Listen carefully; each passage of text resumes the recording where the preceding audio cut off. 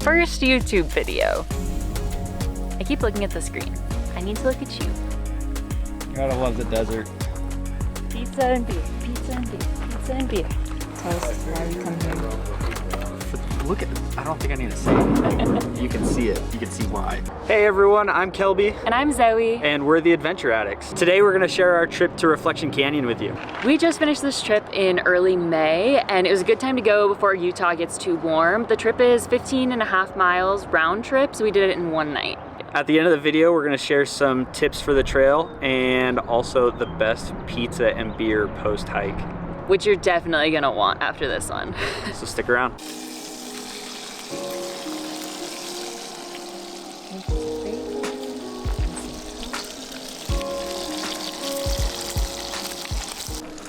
Good morning. We just woke up. We're just outside of Escalante in southern Utah, and we're gonna go backpacking today. First trip of the year. Yeah, we're so excited. It's beautiful out. It's been getting like a little bit chilly at night, but the day is gonna be beautiful.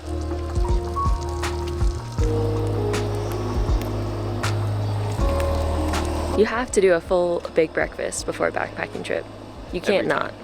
Like, bars are just not gonna cut it. Got some breakfast tacos with eggs and bacon, tortillas, and some percolator coffee. Why is it on the ground? Because the grate is still hot and we need the coffee to stop bubbling so it can settle and that way we don't get grounds in the coffee. If you haven't made percolator coffee before, you're missing out.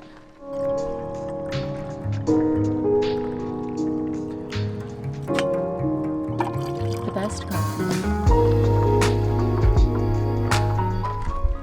Okay, we're all packed up. Ready to go. Okay, so if you haven't been to Escalante before, the road to get to all of the hikes, it's long and it is washboarded and there are potholes, and we have to drive 50 miles down it today. This is the furthest that we've ever been down this road. It's almost the end of the road. Yeah, I'm really curious to see how long it's gonna take, but I really think I just need to finish my coffee now because there's no way that I'm not gonna spill this if I don't. It says it's gonna take us 2 hours and 15 minutes to go 50 miles. I really hope not. Is it gonna take us that long? No way, not with me driving.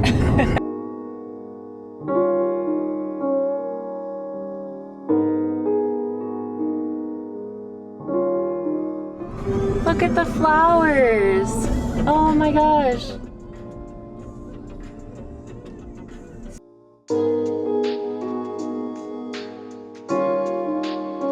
Okay, the road as far as we have traveled in the past was not so bad, just very washboarded. It's definitely getting a little more technical now. I still feel like my Subaru could do it, but It'd be slow. it'd be really slow. We made it to the trailhead. I think we ended up cutting off like an hour. Yeah, out of what it said it was supposed to be. Yeah. So I'd say that's pretty good. We aren't packed at all, so let's get ready. Time to pack. One of the hardest things about this trip is there's actually no water access, which we usually try and avoid trips like that, but it's only one night, so we have a ton of extra water. Well, this is how a backpacking trip starts. Usually with a yard sale of all of our stuff on the ground. Let's go. Beginning of the trail. Let's see how the first trip of the season goes. Okay, I screwed up. We've been hiking for maybe like 20 minutes now, maybe about a mile. And then Kelby was like, "You have everything for dinner, right?" And then I was like, "Yeah." And then realized that I forgot the soy sauce, which is a crucial component of the dinner that we're planning to make. And so this man is running back to the car right now to get it. Just these little tiny soy sauce packets. I feel so bad. So I'll just be here guarding the packs. Sorry, babe. Love you. You're the best. He's already coming back. That was honestly so fast. This is what all that was for. Said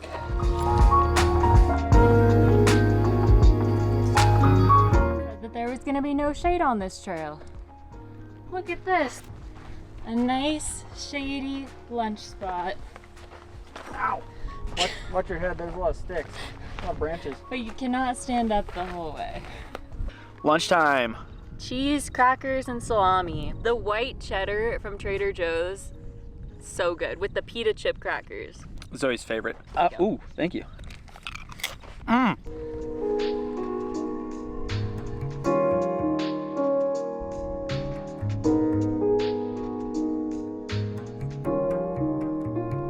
So, to catch you up, we got a little bit off trail because it just turned into rock, and so we just had to trust cairns. Cairns proved to be harder to find than we thought they were gonna be. And we finally found them, and then we found a nice little shade spot, went to go take a break, and I sat down, took out my backpack, and happened to sit on cactus. So that was fun. So I had to take off my shorts and pull little pieces of cactus out. But Almost there. We're getting there. it's gotta be close, right? Has to be. Do you want a picho? This is what's getting us through. Yum.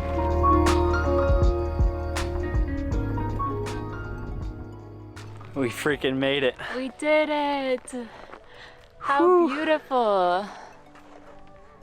Dang. It's definitely more tiring than I thought it was gonna be. Slick Rock likes to kick our butts. Gorgeous, there's nobody else here.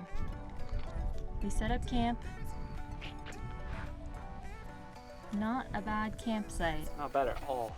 When we got to camp, we were like pretty dead, and it was so sunny that we found this little shade area right over there and just sat, and I brought a couple June shines. They were very lukewarm, but we drank them and they were great, honestly.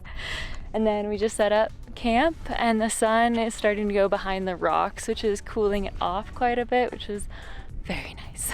And look at that view, and there's literally nobody else here.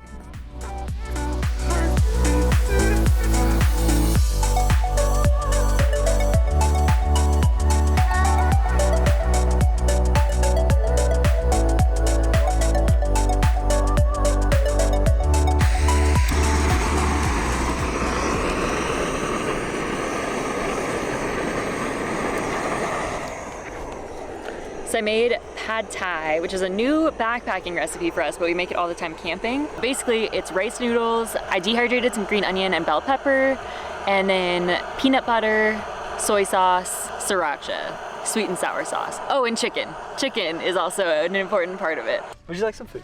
Yeah, I'd like some.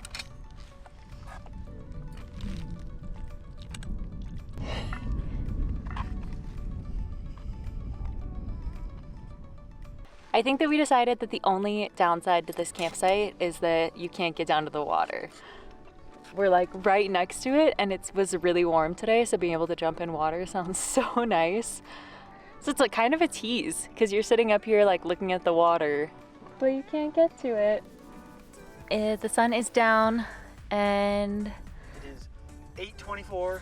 8:24, which is great because that's like almost bedtime. I think we're gonna hang out and play some cards, and we're both wiped, so I feel like we're gonna pass out. Then we get to wake up to this. I think the sun is gonna rise right around there-ish. That is a good tent view.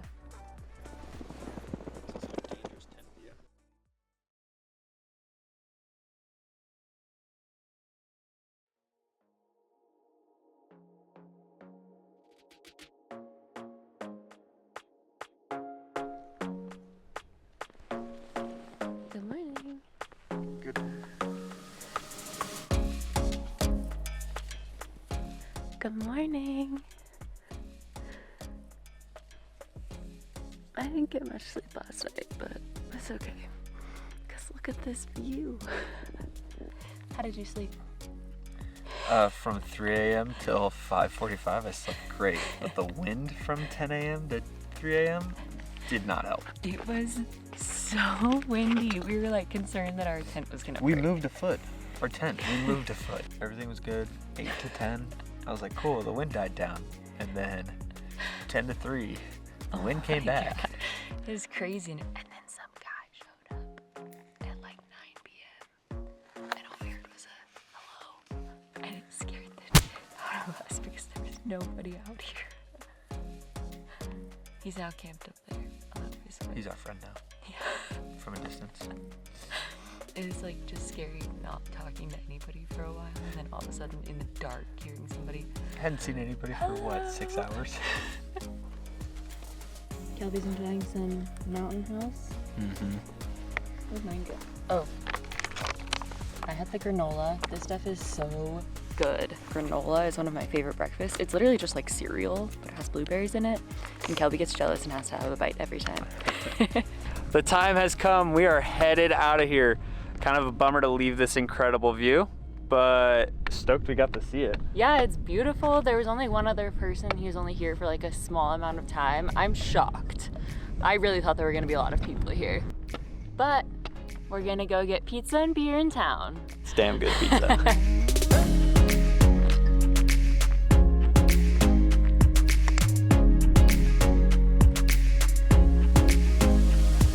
Time for us to say goodbye to the Slick Rock because it is now time for Sandy Trail. On we go.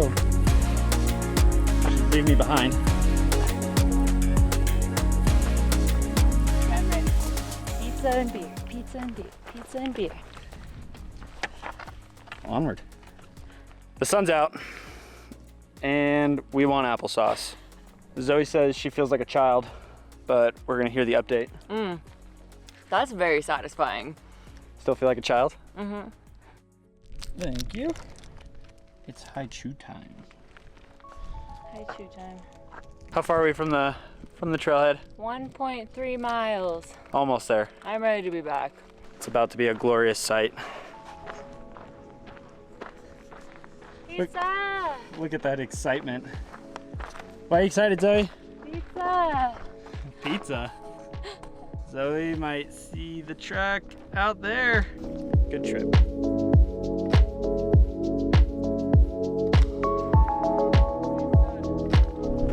Did it! That's the end.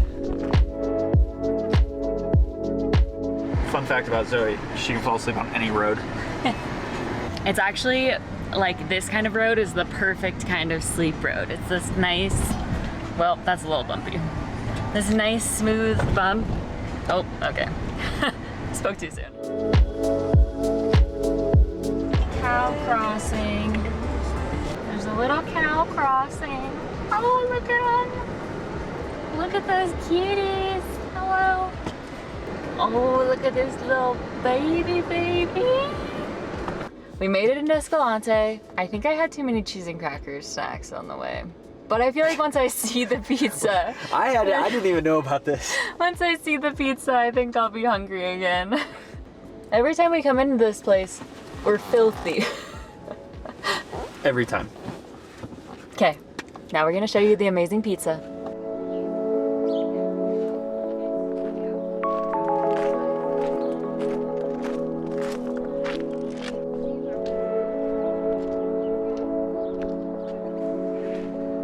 How excited are you?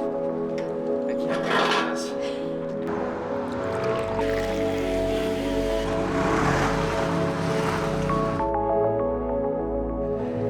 Good trip. Good trip. Tell us why we come here. Look at, I don't think I need to say anything. You can see it. You can see why. Yum. These look so good.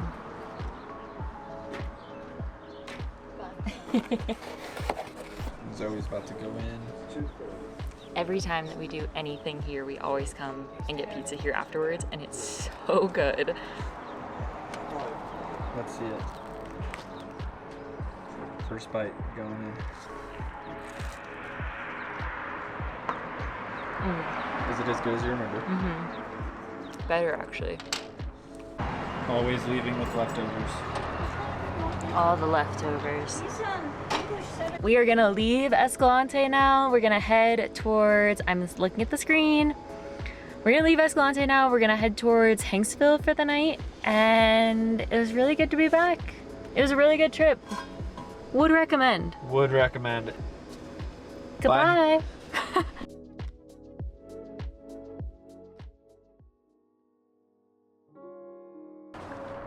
So we promised at the end some tips for this journey, and first and most importantly is you have to bring all of your own water. There is no water on the trail the majority of the year. I would not count on there being any water, and so we ended up bringing a little over 2 gallons per person.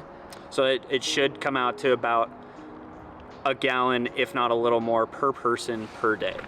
Which is a lot. Like, that was a lot to carry. It was pretty heavy. That does take into account water for cooking as well, so you don't have to factor in extra. 1 gallon per person per day covers all of that. Dogs are allowed on this trail, but you are gonna have to bring extra water for them. It does get really warm. There's very little shade, so I would be really careful about that and make sure that you're prepared. It was warm enough as a human. Yeah, we were roasting, and it was the first week in May, and I don't think I would do it any later in the season, at least this year. So on that note, there's very little shade on this trail. I would count on there being basically none, especially at your camp. We wore sun hoodies the whole time. That was a huge help. Lots of sunscreen. Hats, sunglasses, chapstick, drank lots of water, stay hydrated. All the stuff. Also, the fun topic, wag bags. This trail, like a lot in Utah, can't handle all the human waste, so wag bags are an absolute necessity on this journey. Also at camp, I mean, you are camping on rock. There's nowhere to bury anything, so please do your part and pack it out with you. Yeah. Don't leave your wag bags behind. You did half the job, now finish the job.